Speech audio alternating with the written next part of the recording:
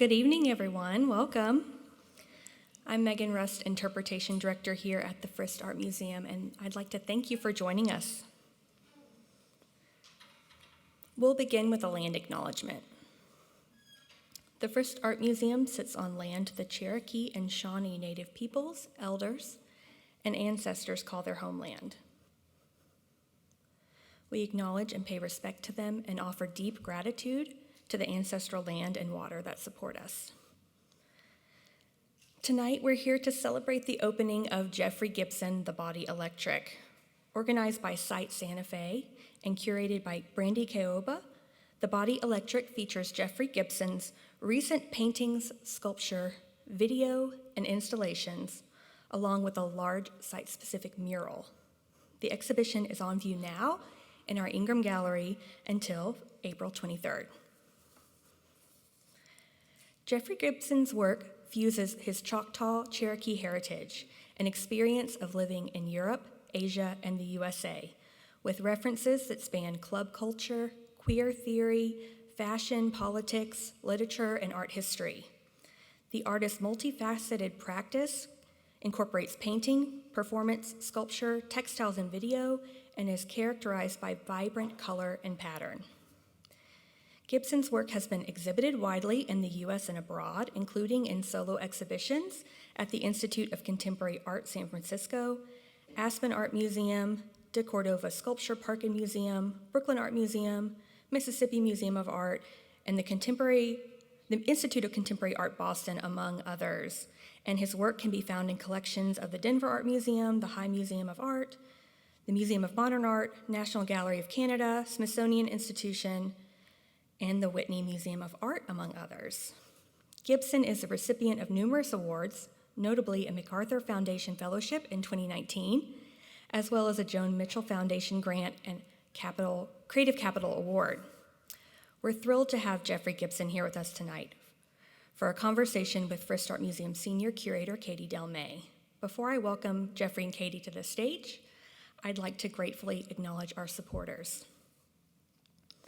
The exhibition is made possible through the generous support of the Carl and Marilyn Thoma Foundation, Platinum sponsor HCA TriStar Health, Spanish translation sponsor the Center for Latin American, Caribbean, and Latinx Studies at Vanderbilt University, and education and community engagement supporter Wingate Foundation.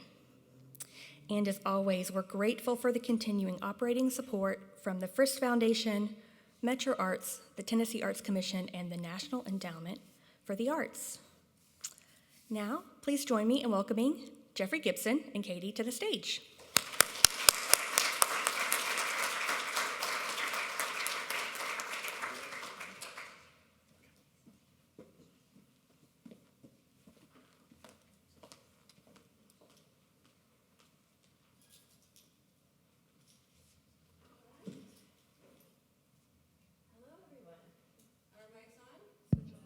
You have to turn them on.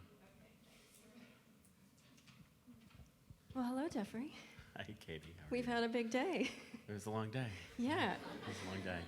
But it's really great to be here, and thank you all for joining us for this conversation and the celebration of a really remarkable exhibition. As Megan mentioned, it's a show that was organized by Site Santa Fe, and it is a cross-section of Jeffrey Gibson's expansive practice. We really get to see a little bit of most everything in this exhibition. I said this morning that I feel like this show is particularly special for the Frist because we have a mandate to show the art of the world, and that includes all time periods and geographies. And so we don't often get to really go deep and wide with a solo show of a living artist. We have our wonderful Gordon Contemporary Artist Project space, but by being able to devote our largest galleries, the Ingram galleries, to this exhibition, it's very exciting for us, I think.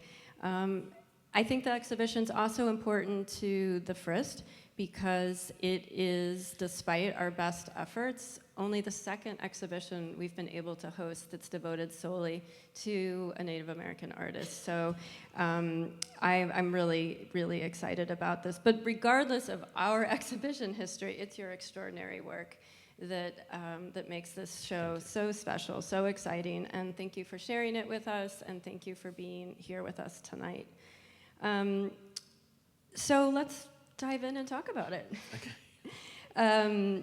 Your work, of course, is so shaped by your biography, by your personal narrative, from the materials you use to the subjects that you're exploring.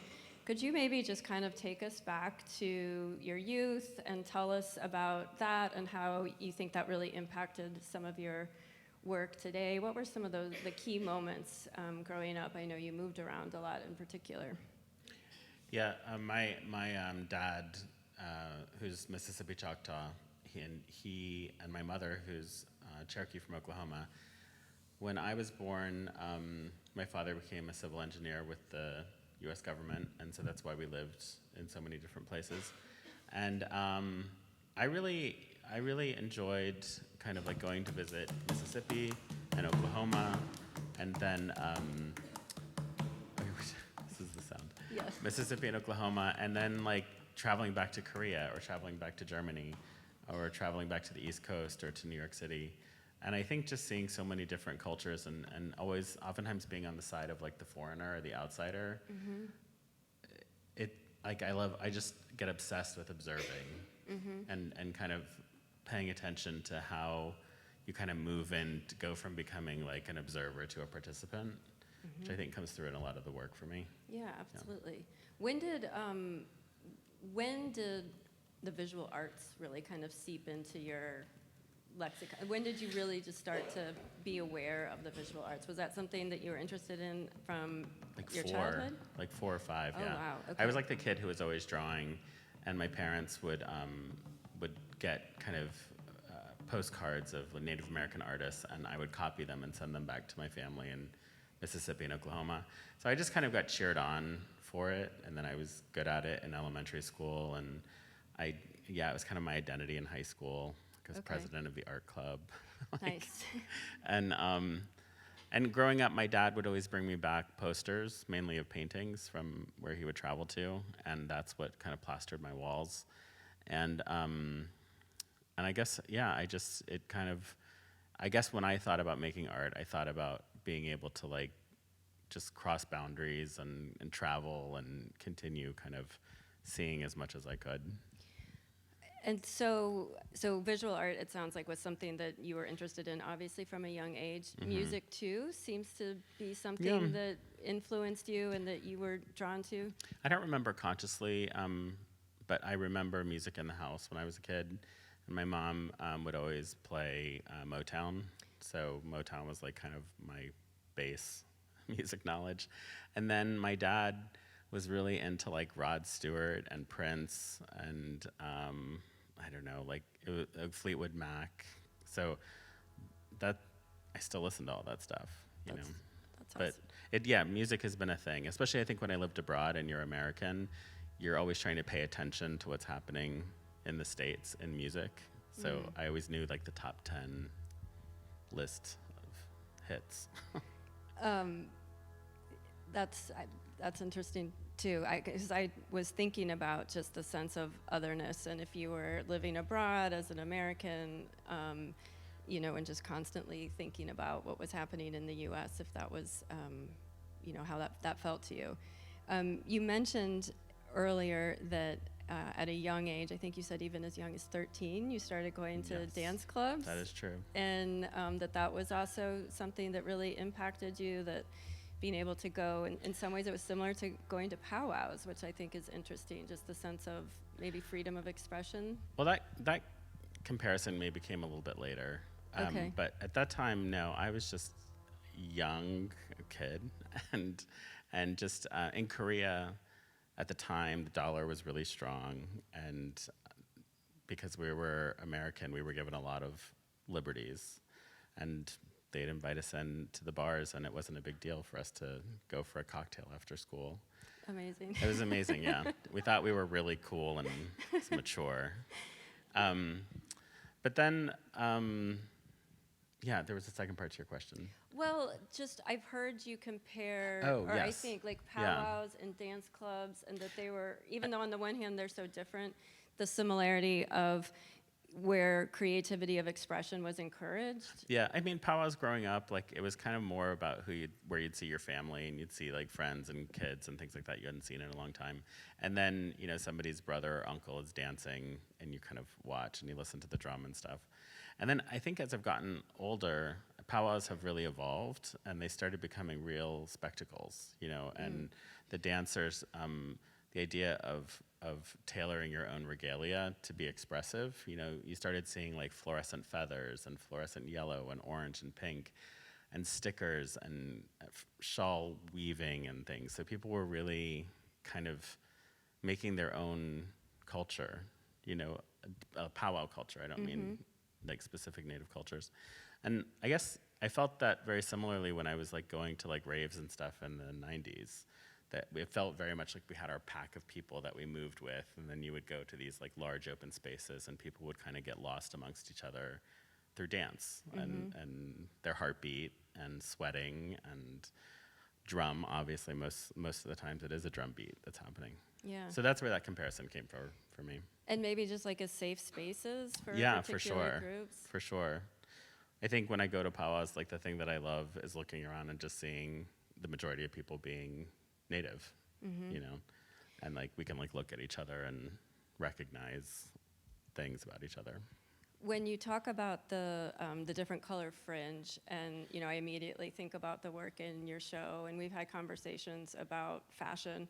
Yeah. I assume that like some seeds were planted there visually, and that have kind of manifested in the work now. Oh, for sure. I mean, I think looking at people's regalia, and especially when you realize that sometimes when someone is a child, and let's say somebody makes armbands for them, or no, makes like leggings for them, as they get older, those leggings might become their armbands. So the way that these pieces get kind of repurposed and handed down generationally, so people's beadwork shows up in their elders' beadwork when it gets passed down.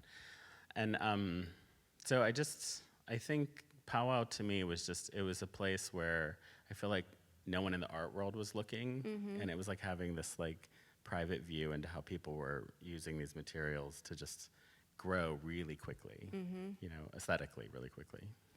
Well, and you talk about it being a place where families could gather, Yep. and I think it's really interesting to hear that both of your grandfathers were Southern Baptist preachers. That's Yeah. right? Yeah. Okay, we're in the buckle of the Bible Belt, so that kind of resonated Yeah. with me. And I read, too, that their Bibles were printed in Cherokee Yeah. and Choctaw, and they would often, you know, preach or speak in Yeah. their native tongue. And I'm just wondering if you felt any tension there between, you know, a pretty strict branch Yeah. of Christianity and more traditional Indigenous. For sure. Europe. Like I never understood why we were a Christian, you know, like not that it was more that, you know, my father raised us Southern Baptist Christians, but half of our family still practices very traditional stomp dances and, you know, and practice ceremony. And the church really kind of like divided the family. And by the 90s, for some reason, you start seeing like more singing coming in, or the choir has been reconfigured. Maybe someone's playing a drum or a flute. The murals on the church had changed. So I think I could see like an integration between traditional and Christian. And I feel like, I know my dad always just said, he was like, when the communities were torn apart, there needed to just be something established to allow people to come back together. And that's how he saw the church in the community, because it was only Indian folks who were coming to both churches. And also my grandfathers, their commitment to God and becoming ministers aligns with when they stopped drinking. So it's like a whole shift in our family too.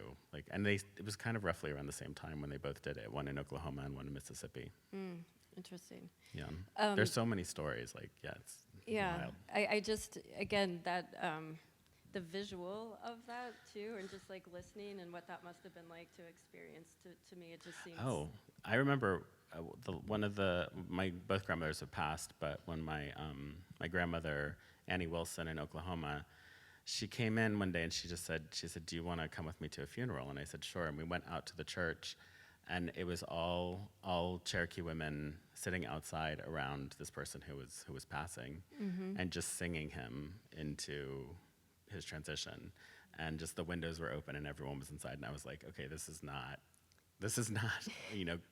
Christian in the way that I've Right. learned about Christianity. And yet, when I go through and I read some of your text, and A Time to Heal, Hallelujah. I mean, there are some of these traditional There's lots of references, Christian, spiritual references in there. So I think that's a legacy that I find particularly interesting that you experienced growing up.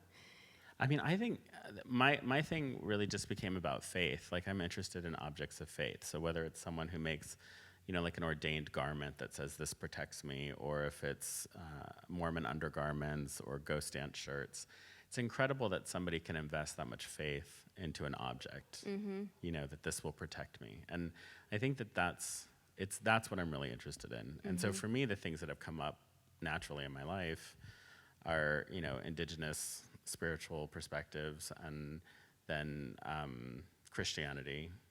And so, and also I think even like gospel music, is just something that, those are the churches I enjoyed going to growing up. That makes sense. Yeah.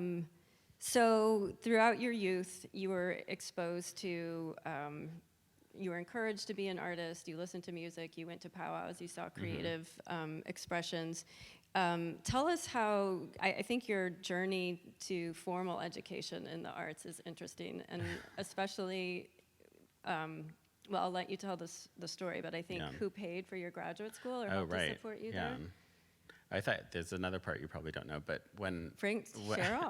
after I graduated from high school, I didn't know how to tell my parents I wanted to be an artist, even though they had been really supportive. And so I signed up at the University of Maryland for 3 majors, the third of which was painting. And the first 2 were like anthropology and psychology. And a year later, yeah, I know, it didn't make any sense. And then a year later, I got a note saying, you're not invited back. And I was like, oh man, I should go tell my dad that I got kicked out of college. And he was really angry. And then I just begged him, I said, let me go to a community college and just prove to you that, I'm not a total like lazy student or anything. And so he did, and that's really where everything took off, was at the community college. And then I was like the kid who was there every day. And then I transferred to the Art Institute of Chicago.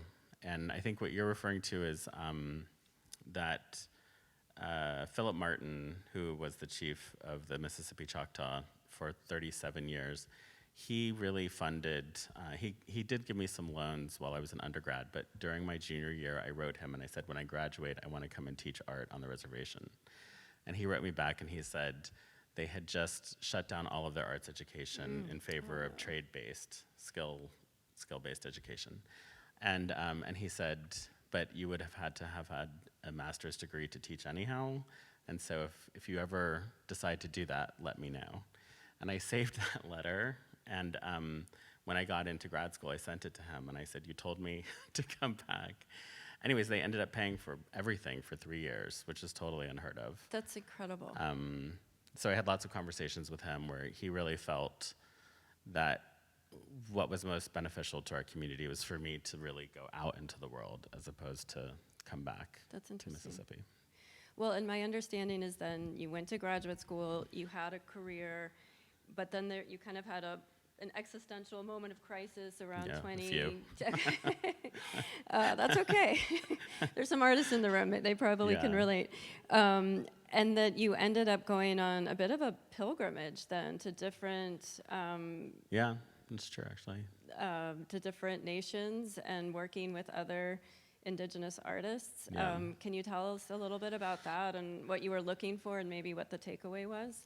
That was around 2009, 10-ish, somewhere around there, and I don't know. I just wanted to. I feel like so many artists were like referencing things, and we're like, now we look on, Wikipedia or on the computer and things like that. And so, but I just wanted to stop looking at references, and I wanted to actually go see things in person. So I wrote for a grant from the Jerome Foundation and from Harpo Foundation, and they funded me to go travel for a summer, and also gave me money to commission the artists who I would meet at these different places to collaborate with me and create objects to be incorporated into sculptures back in New York. Okay. So that it was kind of amazing. Like I did travel with a friend, and we met everybody from quilters to parfleche hide makers to jewelry makers, everything. And were you seeking like the skill set in terms of like the Some of craftsmanship? them, yeah, I did. I wanted to learn from these guys how to tan a hide, and it didn't work out for other reasons. But I think I was, yeah. But I also just wanted to I guess just go see people, like their whole, like everything, like where they're coming from. And also I think I was interested in that because this is when I was beginning to show more and more in kind of a mainstream art world. But I've always been aware of a native art world, which is very different, and they're not even always parallel.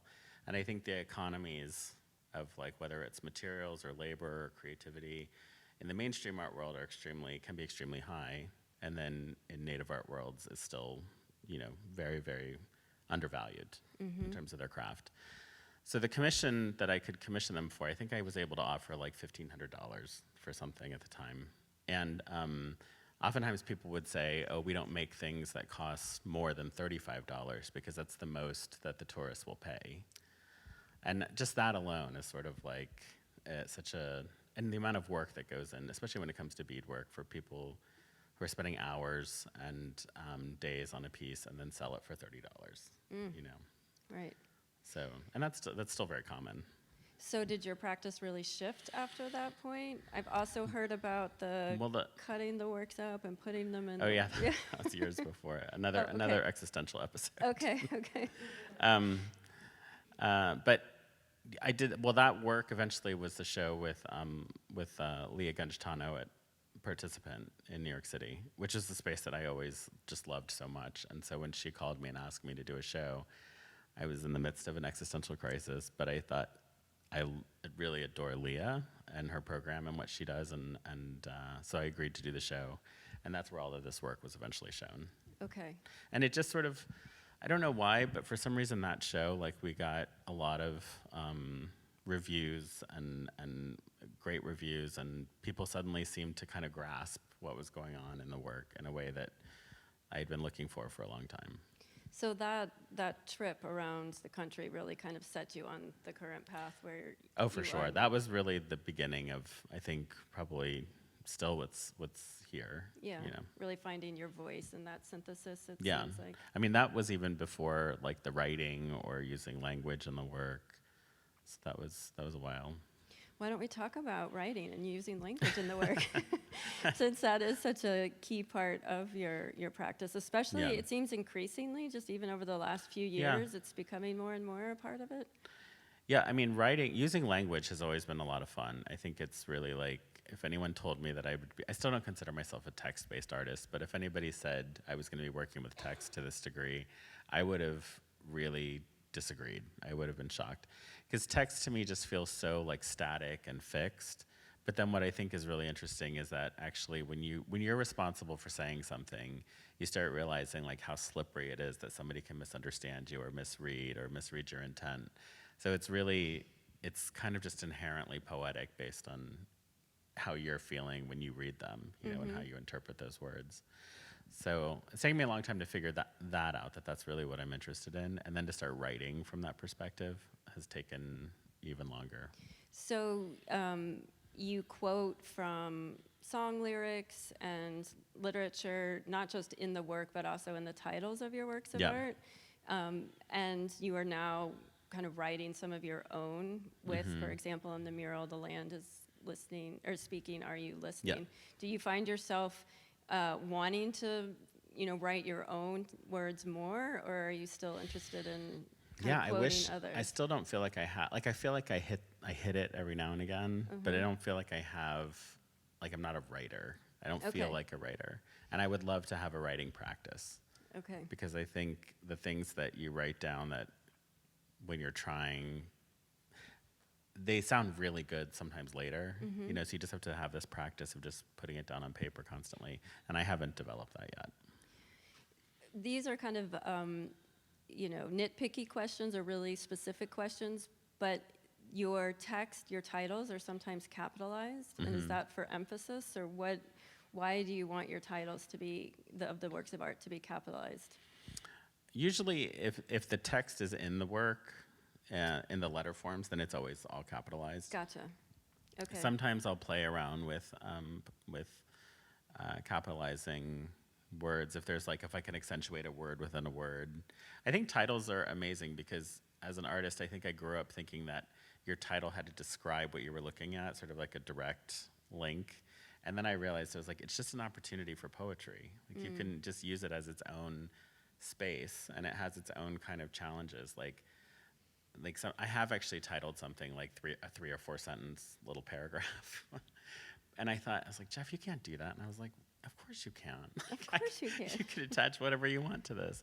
And I think it's a really kind of personal, creative space for me, Yeah. the title.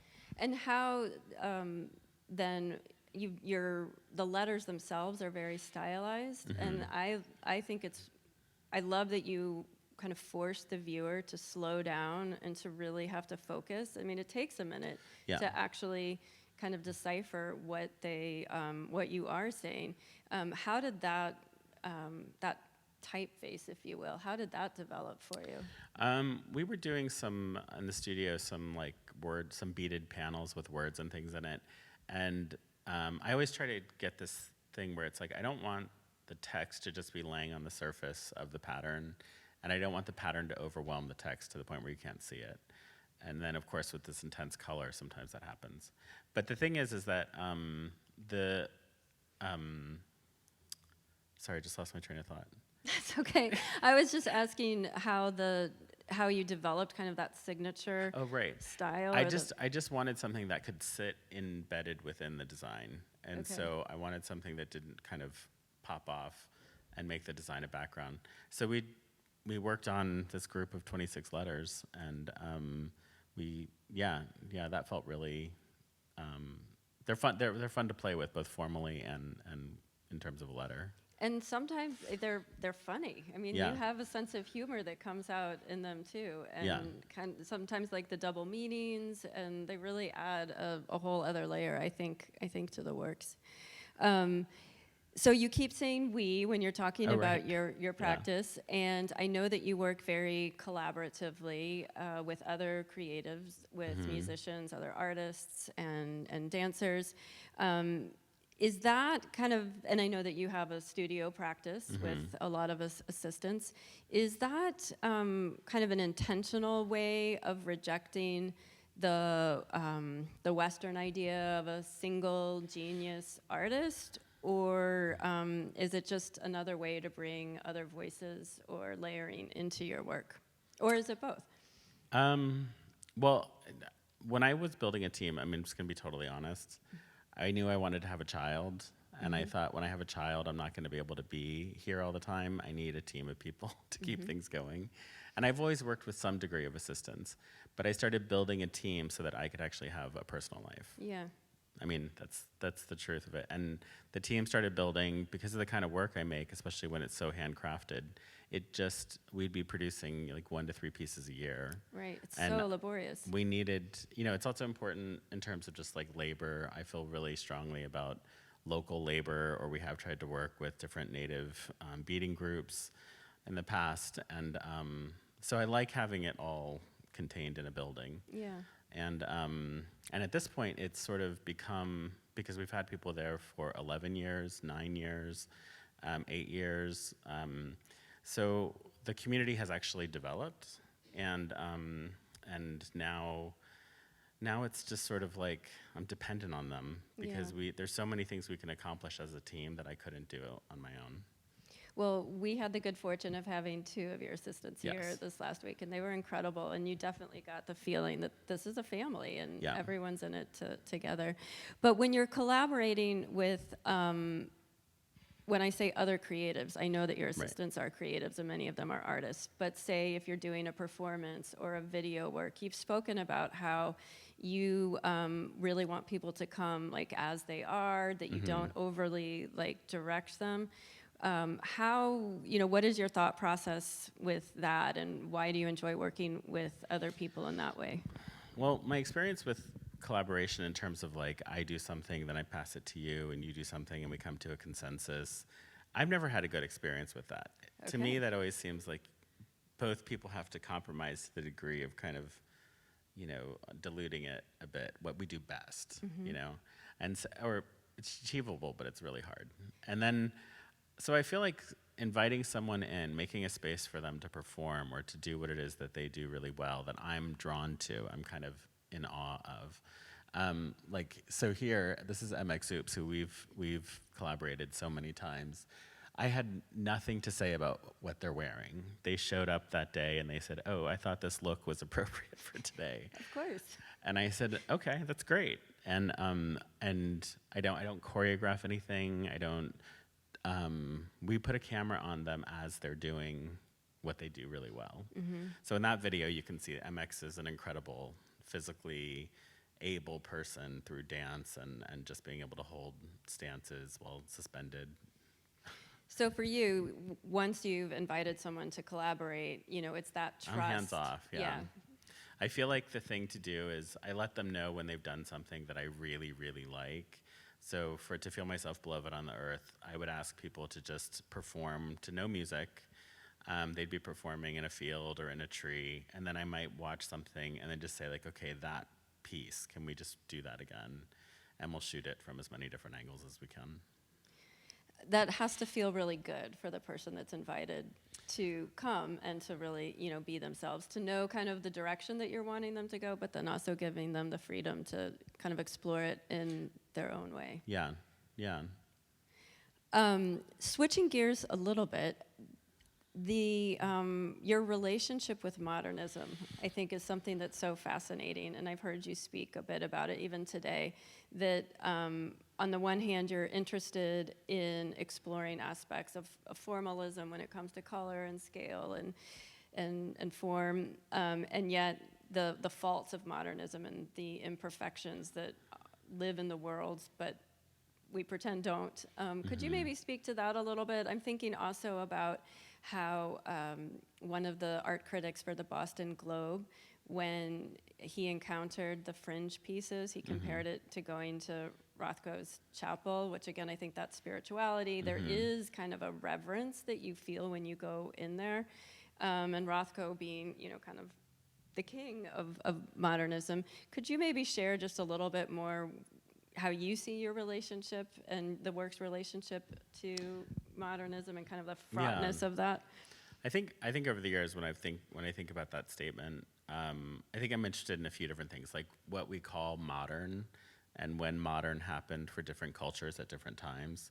So when I think about something like beadwork, for instance, like that's a really major modern thing to happen in native cultures in the mid 1700s, that suddenly like beads from Africa and England and France were being used and they were replacing, paint pigments and things. So I think it's modern to me, when we talk about modernism as like an art movement, I guess the way that I was looking at was, one, Native people are oftentimes omitted from the modern art history, but then also I feel like our materials, like clay and mud and grasses, like they don't appear in the proposed modernist perspective, or they're very controlled and contained. And that's what I was saying before about like graphic shape and any sort of geometric abstraction in general, just sort of presenting that things could align and somehow be untroubled, And I think to me, like I was saying before, it just sort of removes the humanness to the experience. And so with the pieces, the fringe cubes, I wanted a monolith, like a modernist monolith, but I wanted to think about making it from something like a textile, like a piece of fringe, and take something that was relegated to the peripheral as a material and then place it centrally. Also something that's like really empowered and strong. I think I read too that from the same critic that modernism as a movement aligned with the American Indian movement, and a little bit earlier the Relocation Acts, and that time period is one that might be particularly important to you. Is there any truth to that? Are you thinking about it in terms of the actual time period? Yeah, I mean, it's a really interesting time period. I mean, even right now, like, I realized my real interest is in what happens in the 20th century, because it's also so undocumented. And most of what happened during the 20th century is we don't show up very much in popular culture. You know, we're kind of always pictured in a different place. And so right now I'm just really interested in that period. And there's a lot of painters who were trying to break away from the established native schools of painting, wanted to join what was happening in New York. And I think I'm just interested in kind of their biographies about why that didn't happen, you know, why did they make it to a certain point and not actually end up in the modern art history that we're taught. And going back a little bit to what you said too, in Hearts of Our People, the Native Women Artists show that we did, they spoke often about how abstraction is something that we associate with the mid-20th century, when in fact Native artists have been working in abstraction and patterning for generations, and Right. but get written out of the history books. But also they were looking at work made by people from around the globe, and I think a lot of that language, like, to me, it's even, I'm always interested in like tracing it back, because I do think probably from the way that I grew up, moving around and seeing so many cultures, it's like, I like the sensory experience of things influencing each other. You know, I think it's what kind of propels art and design and invention and culture. And I just, so I probably really enjoy that, you know? Yeah. Going back a little further in history than the mid-20th century, of course, Tennessee plays a particularly tragic place in Cherokee and Choctaw history specifically.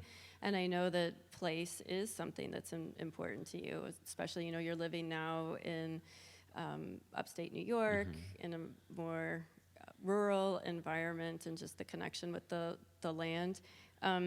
Do you feel anything particularly important about having your work shown here in this state, in Middle Tennessee? Anything about, reclaiming the land and the space? I think, people who know me know that I don't really think about all the parts all the time. Okay. Until I'm here, and today when Yeah. we're talking about it, it reminded me of like the pride that I felt to show at the Mississippi Museum Yeah. of Art, and I think when I'm in New York, it's not like I'm looking in this direction. I actually tell people all the time, I think the most interesting things happen outside of New York City in art making. In New York City, it's sort of like it's come through and been filtered a bit and, very like picked. But just seeing the creativity of the South, to me, has always been really exciting. And, I'm a huge quilt fan. My grandmothers like sewed their own dresses. One made a 60s shift for her whole life, the same pattern. Amazing. And then the other one wore traditional tear dresses with aprons and rickrack and applique. So, the quilts, the jewelry, like I've just grown up probably, I think about the South and the people who make things in the South, because I don't think all of them identify as artists. I think you're right. I think it's interesting too when you're talking about some of these crafts, and even with the basket making and with clay, that these are traditionally women's areas, and the beading, and I think it's, you seem to be honoring a lot of the traditional women's crafts in your work by continuing it on yourself. Yeah, I mean, I probably was just never hindered. I think if I wanted to make things, my grandmother's always cheered me on. I know we had some men who did beadwork and sewed, and yeah, and then basket weaving, yeah. But I, as an adult, it is very much about honoring the matriarchal figure in Native communities for sure. Well, and speaking of attire, garments are something that you make, whether you wear them as a performer or other performers do. And I'm hoping, hoping we would get that we'll shot, probably but see some it didn't. coming up. It didn't Yeah. happen. So I just think fashion and adornment, and maybe even going back to the powwows and the regalia, that seems to be something that interests you. Could you share maybe a little bit more about the first garment that you make? I think it's like a hammer. Is that Yeah, what you like a hammer is the first garment that was made for me, and it was for Site Santa Fe's biennial in 2016. And I wanted to do a durational performance wearing a garment that weighs probably about 45 pounds. And so to just sort of see how long I could actually move. It didn't work out for me to do it there, so we did it in the gym of my studio, which is an old school. And so we shot it there, and I only made it for about an hour and a half. And then, so that garment had a goal to be very, very heavy and to make sound. So it's covered with jingles, and it also has fringe, thinking about being able to move and change shape with your body. The garments that you made for To Feel Myself Beloved on the Earth, those in contrast seem very light and airy and just a very different feel. Yeah, those were, I just wanted to make something, I think, well, that whole piece is very much about like people finding freedom, you know, just kind of go and establishing their own free space. And so I wanted the garments to be able to really be moved in. And that technique, we just sort of played around with scraps of fabric until it started puckering and billowing, and then we built the garments around that. And that work was made during the pandemic, late summer of 2020? Yes. I know maybe we're all just so sick of it, we don't even want to talk about it anymore. But I just have to ask the question, you know, how do you feel like that time really of, you know, dual pandemics, COVID, but Right. also the, you know, what was happening in terms of the activism and the calls for racial justice. How I joked during the press preview, you obviously did a lot more than just make some bread during that time, Right. but it really seemed to, you seemed to make some really important work. And I'm just wondering kind of where your head was during that time and how it really maybe pushed you in some of these directions. I teach at Bard College, and at the beginning of the pandemic, our students were really kind of melting down about like, why would you make art at a time like this? And I reached out to A.A. Bronson and also to Avram Finkelstein. Avram Finkelstein was one of the co-founders of Grand Fury during the height of the AIDS crisis, and A.A. Bronson was part of ACT UP. And I did an online interview with them about like, what do you do when you're an artist? And what was interesting was like, if you were a community engaged, politically minded person before a pandemic, you're going to be that person during a pandemic. And but you can't, or I guess some people can perform that suddenly it's a huge deal to you. But what was interesting with Avram and AA was that it was their friends and family who were suddenly getting sick, and so they were taking care of them, and they were a photographer. So they were like, oh, we should take a picture of these people for lots of different reasons. But to me, that was a real sort of like, Jeff, you're an artist, you're a parent, you're a teacher, you're an employer, you're going to continue doing this. And we did it in, I think, as engaged of a way as I could. I did so many talks and podcasts, and that's where a lot of the video work came from, was during those times. So, yeah, I just felt really committed.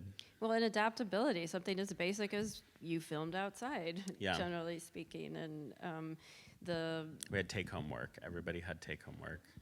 At the studio. At the studio, yeah. Oh my gosh. We would that's actually good. put together boxes of like what people needed and put them outside so they didn't have to have any contact, and they'd come and pick it up and go home and drop it off later. Well, that says a lot for you as an artist wanting to still make work, but also as an employer, as you say, to keep the people that are working for you. It was a challenging time for sure. Yeah, definitely. Well, the two video works that we have in particular from that time period, I think are really, really compelling. So we've touched on a lot of things that you're interested in and that you're exploring. I think the environment and your interest in sustainability, but also more of kind of an indigenous way of looking at the interconnectedness between, we as humanity, but also with just the natural world generally. And I think we see that especially in the opening mural. Mm-hmm. Could you maybe just speak to, is this something that, has just been ingrained in you, since you were young? Is it something your family supported, or is it something that you're increasingly aware of just given the environmental crisis we're experiencing now? I think, when all of the racial violence was happening during the past few years and continues, and my students were experiencing it, I felt like I just really felt committed to, like, if you're going to remain engaged, like, you need to show up for the things that you can show up for. And I think also being a parent, I think, had a lot to do with that. But yeah, I think, so I guess what I meant to say was that, like, so now we're all affected by the climate. We will all continue to be affected by the climate. And I think we're seeing it show up in the ways that it's been talked about for decades, at least since I was a child. And yeah, I don't even know, there's that gauge of, like, feeling hopeful, and then you're like, am I wrong to feel hopeful? Like, is it all lost? And then sort of like, no, we're doomed. Like, Right. It's a this roller coaster constant sometimes. negotiation. Yep. And I guess for me, that's just, I think, where we're at. It's part of the cultural mind that we share, collective mind that we share, that I think it's on everyone's, and we all should be paying attention to it. Yep. But I think opening the show with that line, I just feel like it's such a call to action and accountability for us all. And it's hard. I mean, it's interesting. Hard. One of the reasons why, because clearly we're not listening. Well, one of the enough. reasons why I try to really process these thoughts through myself as an artist making work is because it gives me time to kind of, like, look at it from so many different perspectives and realize that the practice of treating the land or speaking to the land is something that many people don't do and may not even know how to do it. Mm-hmm. But it's such an interesting thing to start. And I've had conversations with people now about, the plants' personalities and how they speak. And sometimes even for me, I get like, I don't know, I'm not ready for this. And then I get really obsessed with thinking about it and, like, how wonderful and how much sense it makes that everything has a narrative and a history and a life and can be its own storyteller. And it's just like, I can get obsessed with all of it. Oh, I want to get obsessed about that. That sounds really interesting.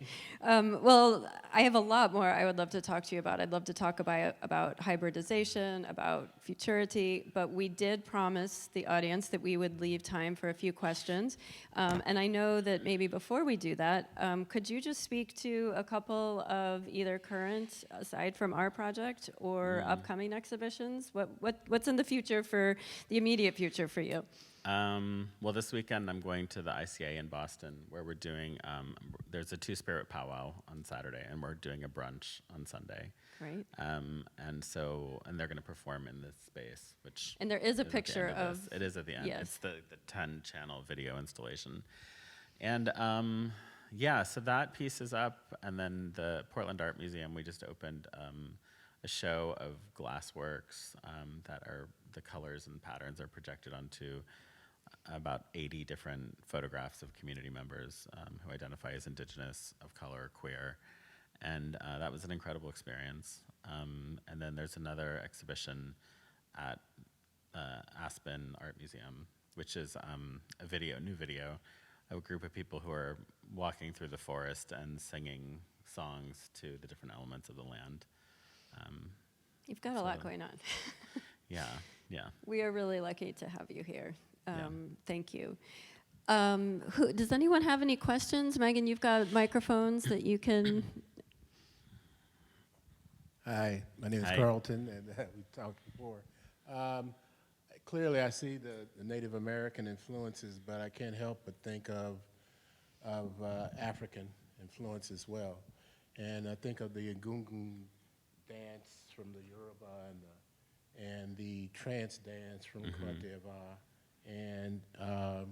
and other dance rituals I'm sure you're aware of and seen and maybe enjoyed. Can you just, that relationship that you share with things of the African diaspora? Oh yeah, yeah. I mean, it's funny because I really, people have identified me as Black numerous times in my life, and it's never. I'm sorry.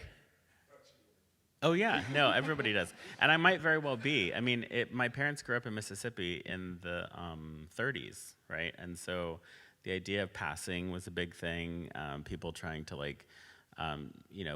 pit themselves against each other, like who's lighter skinned, who's darker skinned, who's Black, who's Native, who's white, and that, so I think I know in my family tree there's some missing branches, and I know I'm sure that I have African blood running through me for sure. And but then I really kind of try to just focus on, like Motown for me is without a doubt, it's a Black American music, for sure.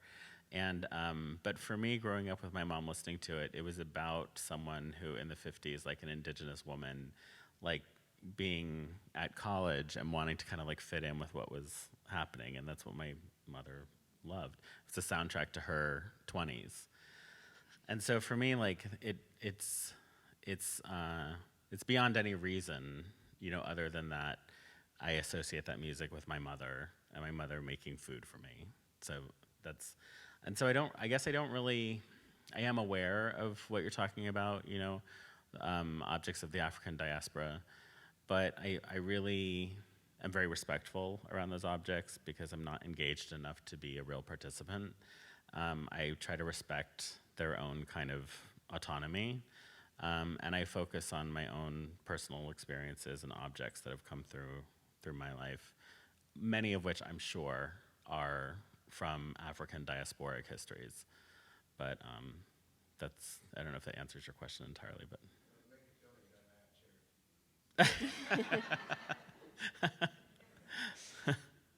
Yeah, I'm sure. Any other questions?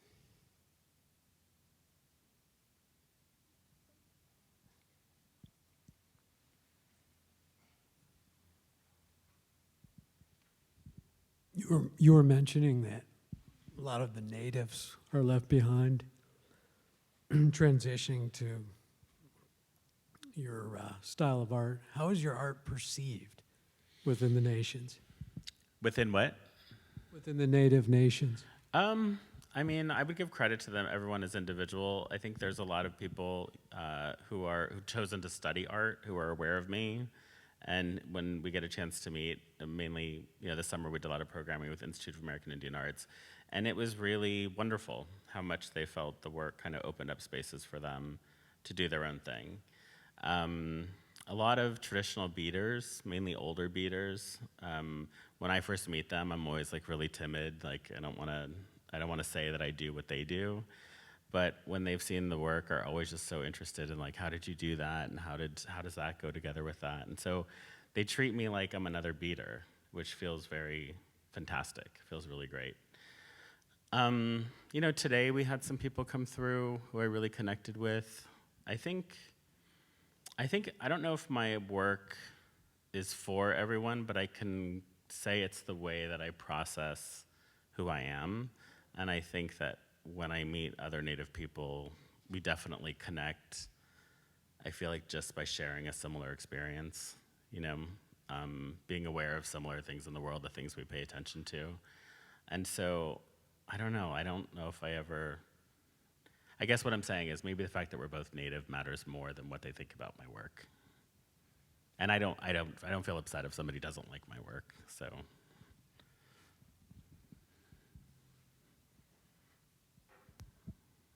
Hello, my name is Brandon, and I just want to say that I think your work is beautiful. Thank you. I just want to ask you, because me personally, it seems like your work is very diverse. So what does it feel like to you when you know, like, this is what I need to create next, because whenever I try to create art, I get stuck on, like, should I make this or do that? Like, what does Yeah. that feel like to you, and when do you know this is what I should make? I mean, in all honesty, working with a team of people, it's kind of changed everything so much, right? So I'm never alone in a room. That is so rare that ever happens. For better or for worse, For I better bet. or for worse. And by now I have this team of people who remember, like, the punching bag that we made in 2018, who remember what we did with, like, a bead panel in 2020. And it's this amazing lexicon of, like, knowledge of the studio now. And I didn't realize people have photographed everything. We have these, like, crazy little books that I can flip through. It's almost like a lab. So for me, what it allows for is I can have an idea. I can say, like, I want to make another garment. And, I'll sit down and do a sketch. Somebody will sew up the garment form, which we have a pattern for. And then I kind of just get to go piece by piece. It could take a year. And we do one thing. I get to sit with it for a while. So it's kind of a luxury, to be honest. And I trust these people, and I'm amazed how committed they are to the work. Like, it's really, I have to admit, it is very familial in the way that I trust them. So that's oftentimes why I say we, Yeah. because it's a real, it's not just me, for sure. Well, and it sounds like you have like a literal archive of what you've been Yeah. making, as well as just kind of everyone's collective memory that you can draw from. Yeah, their memory is, yeah. And we've produced so many, like, things along the way, that I haven't even really looked at. They just go into boxes and, Go live in the world. go with the world, yeah. Okay, I think we have time for one more question, and then we'll let you go. Yep. Uh-oh, got a little flurry of them over there.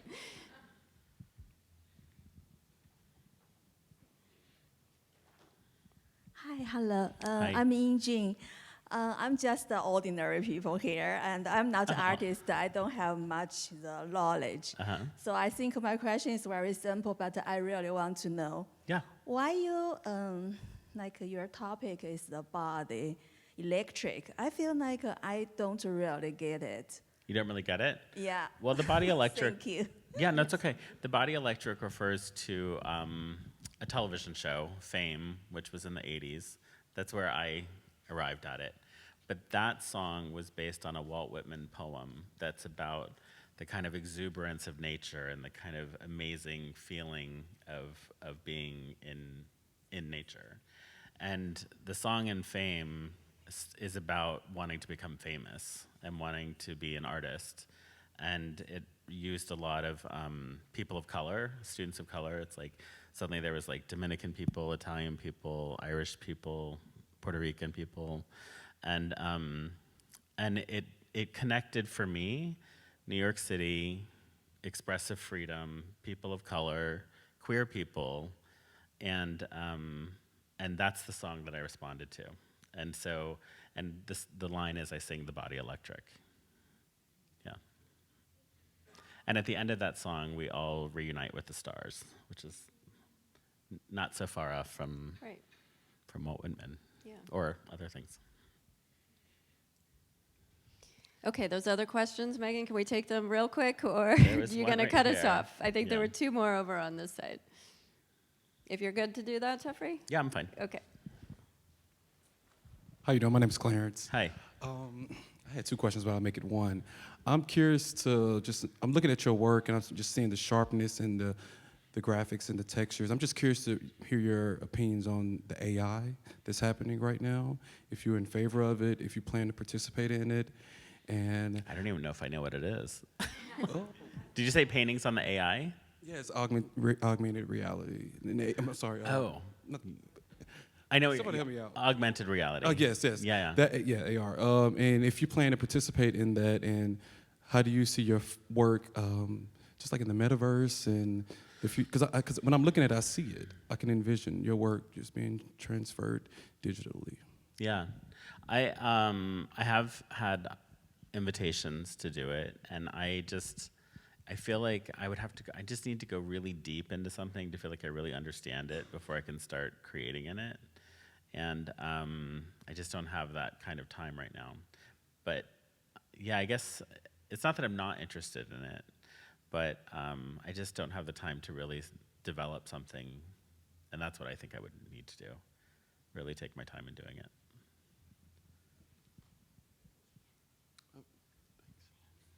Jeffrey, first, thank you very much for bringing your beautiful work to course. Nashville. Thank you. We first encountered it in Jackson, Mississippi for the Centennial exhibit. Yeah. We saw your punching bags there. And then we saw some of your work in New York. But my question is, considering your ancestral roots in the Southeast and what you said about art in the South not being sort of recognized as art, even by the artists themselves, do you think that Native American artistry originating in the South is appreciated enough in the indigenous art world, just to kind of narrow it down to that? Well, it's kind of answering your question, but when I was younger, you know, you go to museums or what you see on TV was really like influenced by the Southwest or the Plains, like headdresses and buckskin and things. And I was always like, why do you never see Choctaws and Cherokees? And I was like, and it's just not a very flashy kind of material culture, right? Especially like baskets and the textiles are beautiful, but they're pretty subtle, you know? And I feel like basketry is just something that I see beginning to be exhibited or played with by contemporary artists. And it's an incredible sculpture medium. So I do think that they don't get enough attention, and I don't think people really understand, like, how do you think critically about a basket, for instance? You know, they're so different, and I get fascinated with things like baskets because they've been around for thousands of years, and we continue to make them, you know, and they continue to evolve and change. But the baskets and the pots, the Mississippian pots, I think most people are not very aware of. And they're incredible. Are there any Jeffrey Gibson baskets that we don't know about? We did. We made, we worked with a basket weaver, and we made helmets from reed. Okay. Yeah, so that, but no actual like vessel baskets. Well, thank you all for being here tonight. Thank Yes, you, thank you. Jeffrey, for being here, for sharing your work with us. I believe that we are open until 8:30.